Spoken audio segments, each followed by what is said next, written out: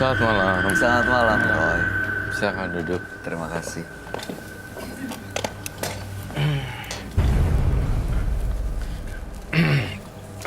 Pak Rahmat, Iya. dengan tanggal lahir 28 bulan 10 1987 dengan nomor 9. Oke, sebelum kita ngobrol apapun, saya kok ngerasa 1987 mukanya seperti ini ya.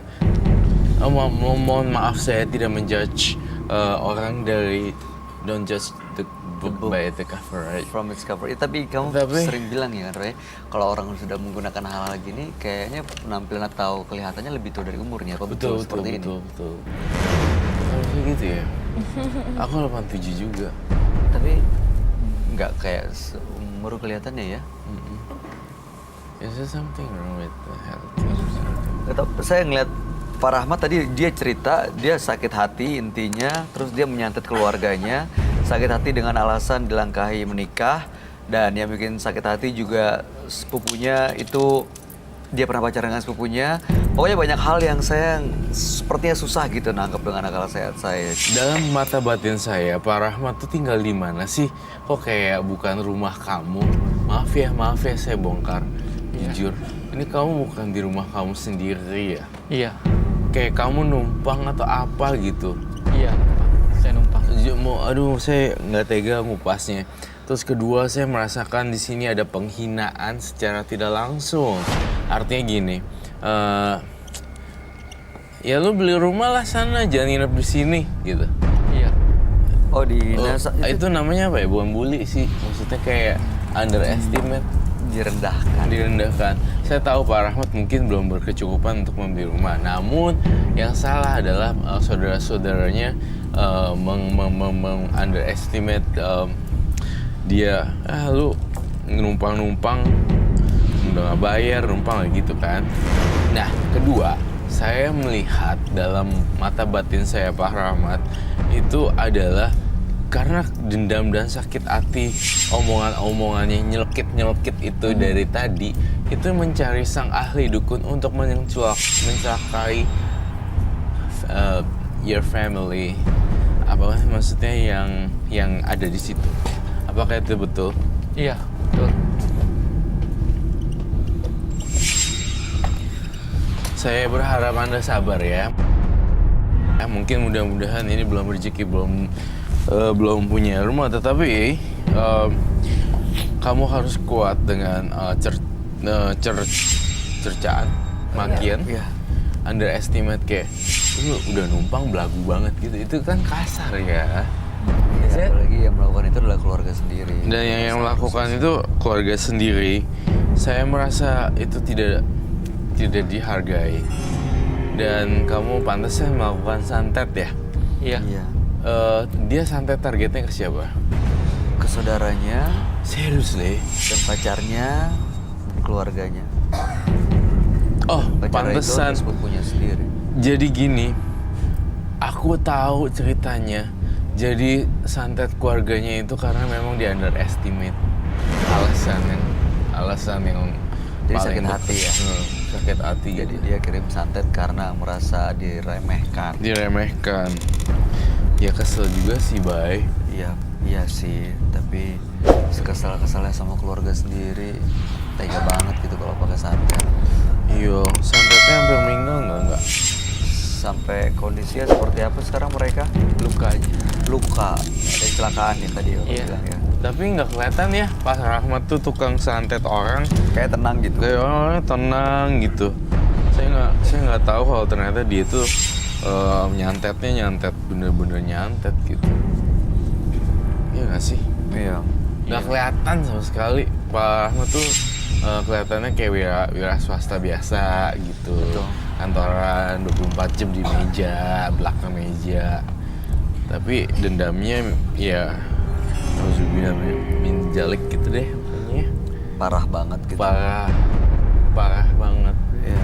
Pak Rahmat waktu melakukan ritual ke dukun ada gangguan yang dialami nggak? Ada. Seperti apa? Ya, dia kalau tidur malam ada yang ketuk-ketuk pintu. Emangnya nggak takut, Pak? Sebenarnya sih merasa terganggu. Tiap malam itu ngetuk-ngetuk pintu. nggak Dibukain nggak? suara. Pas dibuka, pas keluar tidak ada. Nggak ada siapa-siapa. Iya, Oke, Roy, menurut mata batin kamu, siapa sebenarnya yang ngetok pintu dan coba ganggu Pak Rahmat? Yang mencoba mengetuk pintu secara tiba-tiba dan siapa yang mengganggu Pak Rahmat? Saya melihat sosok pocong dan kuntilanak kiriman dari beberapa orang yang dekat dengan kamu. Pocong dan kuntilanak. Jadi matanya putih semua. Kalau ini kan kalau aku merah gitu. Kalau dia tuh putih semua dan nggak ada hitam-hitamnya sama sekali.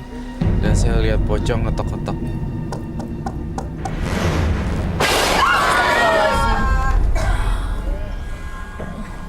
Dan saya ngerasa gini, alasan dia melakukan santet karena alasan finansial ekonomi juga, karena dia dihina sama orang. Itu yang Salah paling satu nomor alasan satu. yang paling Nomor kuat satu ya. itu. Iya.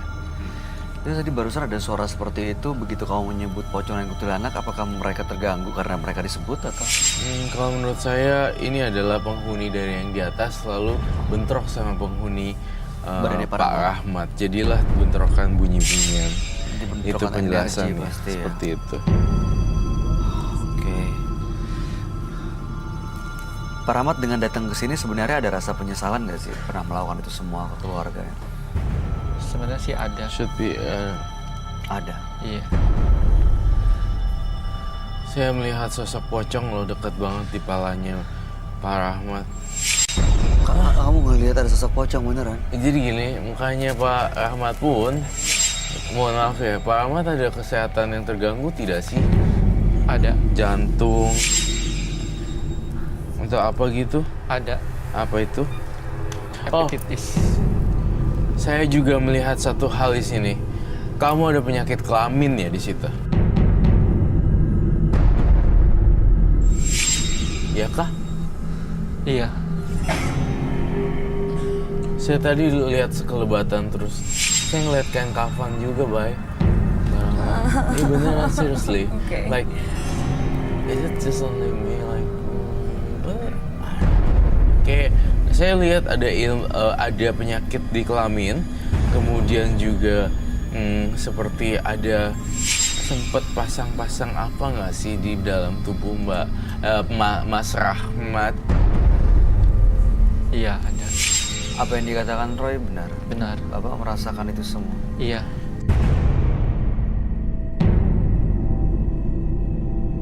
So scary, man.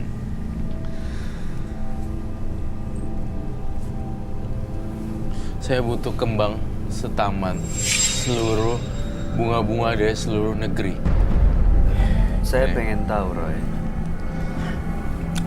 kondisi gangguan medisnya Pak Rahmat ini sebenarnya karena pengaruh mistis atau memang gaya hidupnya Pak Rahmat yang membuat dia terganggu? Untuk gaya hidup Pak Rahmat ganjen-ganjen ke cewek gitu dan akhirnya dapat penyakit itu, saya tidak merasakan sih Pak Rahmat tipikal orang genit. Jadi ini ada pengaruh mistis? Hmm, Karena dia sering kedukun atau mungkin ada kiriman? Mungkin sering kedukun dan kurang higienis dalam melakukan TKP. Biasanya biasanya itu Saat buang apa? air kecil. Iya, saat buang air kecil biasanya kan harusnya di itu lagi gitu. Jadinya makanya ini. Dan tapi ada kaitannya juga sih memang kalau ilmu, pesugihan, penglaris dan segala macam biasanya ada sesuatu lah di belakang. Beda sama Tuhan nih, kalau kita lagi minta sama Tuhan nggak ada pamrih.